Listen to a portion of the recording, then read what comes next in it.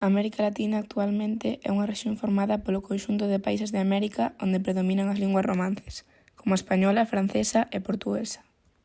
Xeográficamente inclúe a maior parte do continente americano, dende o arquipélago de Tierra del Fuego, en América do Sur, ata o río Bravo, na fronteira de México e Estados Unidos, en América do Norte, abarcando tamén as illas caribeñas e incluindo a maior parte central do continente. Dita rexión sufreu entre 1900 e 2020 un desenvolvemento en 3 fases. A primeira comezou no 1900 coa época dos radicalismos. Uns anos antes, no 1870, a América Latina comezou a integrarse no capitalismo periférico, o cal axudou a consolidar estes estados nacidos das revolucións e independencias do século XIX. Este proceso de integración que experimentaron foi posible gracias ao aumento de produción debido á maior demanda europea e estadounidense, á revolución dos transportes e á modernización das explotacións. Así, estes estados convertéronse en economías exportadoras de materias primas e importadoras de produtos manufacturados, o que favoreceu un incremento da súa riqueza e atraeu investimentos estranxeiros. Pero tamén tivo efectos negativos, xa que implicou a expropiación de grandes superficies de terra de cultivo, que pasaron a mans privadas para formar unha oligarquía terratenente. Desta forma, consolidouse en América un modelo económico liberal que creou moita riqueza e atraeu traballadores, aumentando así a poboación de certos países como Argentina e Brasil. Os efectos deste crecemento deron lugar a un sistema político oligárquico, que orixinou como resposta o liberalismo radical, polo que ambos sistemas conviviron neste período. O modelo oligárquico baseouse no predominio dunha clase social formada por un reducido grupo de familias que se definían pola riqueza.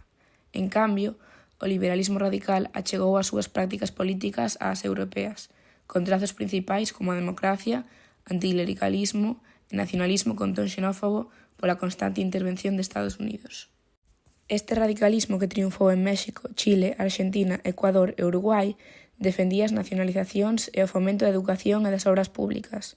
Ademais, Brasil consolidou o sistema de república federal e experimentou un gran crecemento da poboación e produción cafeteira e un notable desenvolvemento industrial.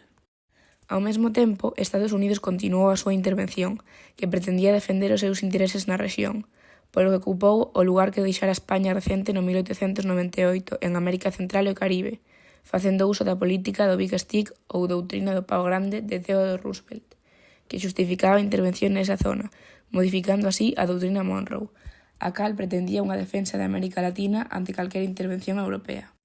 Dita intervención comezou con Cuba, que despois da guerra hispano-estadounidense firmou a emenda Platt con Estados Unidos, que o autorizaba para intervir en asuntos cubanos cando fose necesario.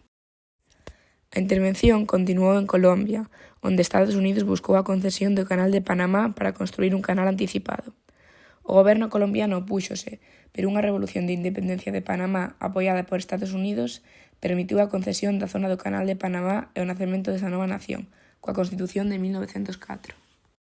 Estados Unidos posteriormente procedeu ás intervencións en Haití e Santo Domingo e concluíu coas repúblicas centroamericanas, chamadas tamén bananeiras, dado que era onde se asentaron as empresas de Estados Unidos dedicadas a cultivos tropicais de exportación, entre elas a bananeira.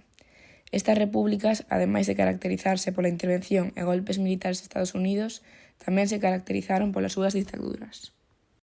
A segunda fase do desenvolvemento deste continente, que imos explicar a continuación, ocorreu entre 1925 e 1960. A crise de 1930 afectou gravemente a economía e política das repúblicas latinoamericanas, con diferentes efectos como a rápida caída dos prezos das materias primas e a contracción do comercio internacional. Isto estrangulou a capacidade de compra, sendo Chile e Argentina os países máis prexudicados. Abandonando o liberalismo económico puro, a recuperación fíxose visible entre 1931 e 1932. O motor básico foi a sustitución de importacións e desenvolvemento industrial. Os primeiros en recuperarse foron Brasil, México, Chile, Perú, Costa Rica e Guatemala. A industrialización deu lugar a movementos migratorios do campo á cidade. Os efectos políticos que provocou a Gran Depresión foron o paso da orde oligárquica a réximes liberais infestado de golpes de Estado, dictaduras e renuncias institucionais. A crise freou o avance de América Latina dos gobernos representativos e estivo presente o militarismo no fortalecemento das oligarquias e no auxe do populismo. O populismo foi unha alternativa á crise que propoñía dominar o panorama político desde 1930. Tivo lugar nas cidades e países máis desenvolvidos de América Latina. Os trazos máis destacados desta política son liderado político entendido como personalista e paternalista, movilización social como eixe de acción política, eclecticismo ideolóxico baseado nunha idea central, o pobo contra a oligarquia, exaltación dos traballadores, proxecto económico redistributivo, nacionalización e maior control estatal da economía. E antiimperialismo, rexeitaba o intervencionismo de Estados Unidos. América Latina nun principio non quixo involucrarse no conflicto mundial, pero tras o ataque xaponés a Pearl Harbor, Washington coaccionou aos estados latinoamericanos para que lle declarasen a guerra ás potencias do eixe. Algúns fixérono pola presión dos Big Stick. Por último, imos explicar a terceira etapa de desenvolvemento da América Latina, que comezou coas revolucións e o populismo no 1960 e rematou no 2020. Aínda que a América Latina foi o último escenario da Guerra Fría, a súa historia sempre estivo marcada pola inestabilidade política e a loita polo progreso económico e social. Isto exemplificouse coa Revolución Cubana da década dos 50. A revolución comezou dirixida por Fidel Castro, que formou un movemento de oposición á ditadura de Batista, instaurada en Cuba entre o 52 e o 58. Tras un intento fallido de asalto ao cuartel Moncada en Santiago de Chile e o tempo que durou Castro na cárcere, volveu a Cuba no 56 e creou unha guerrilla en Serra Maestra. Os seus postulados políticos eran o nacionalismo económico, reforma agraria, nacionalizacións e política autónoma respecto a Estados Unidos. O avance desta guerrilla e a descomposición do exército aceleraron a caída de Batista e o 1 de xaneiro de 1959 este exército rebelde entrou na Habana, dando lugar así a un proceso revolucionario caracterizado polo nacionalismo e antiimperialismo. O goberno opúxose ao novo réxime e intentou no 1961 a invasión da illa por Baía de Cochinos, que fracasou e tivo como resultado o acercamento de Castro á URS. Así, Castro implantou unha ditadura comunista e unha economía planificada, con colectivización agraria, estatalización das industrias e unha ideoloxía marxismo-leninista. Este cambio provocou graves problemas económicos que empeoraron polo embargo imposto por Estados Unidos despois da crise dos mísiles. Por isto, intensificouse a represión da disidencia, impúxose o racionamento de produtos básicos e o réxime castrista logrou o apoio da URS. Desde mediados dos 80, a desaparición de réximes comunistas europeos deu lugar a unha grave crise de economía de Cuba. Ademais, nos 90, o embargo de Estados Unidos endureceuse e provocou a carencia de produtos básicos e a aparición dunha economía somerxida. Pese a isto, en Cuba continuou imperando unha ditadura de partido único que intentaba manter os avances sociais logrados co apoio da URS. O triunfo en Cuba alentou a esquerda latinoamericana e xurdiron así movementos armados apoiados por Estados Unidos, pero que non o conseguiron alcanzar o poder, excepto na fronte sandinista en Nicaragua no 1979. Pola contra, o réxime cubano apoiou a gran parte dos movementos revolucionarios na zona e participou nas guerras surxidas en África, como en Angola, Etiopía ou Congo, e en Asia, como en Yemen e Siria. Neste contexto, o Che Guevara, que foi un referente para a esquerda europea nos anos 70 e 60, foi detido e executado en Bolivia no 1967, onde intentaba promover unha guerrilla.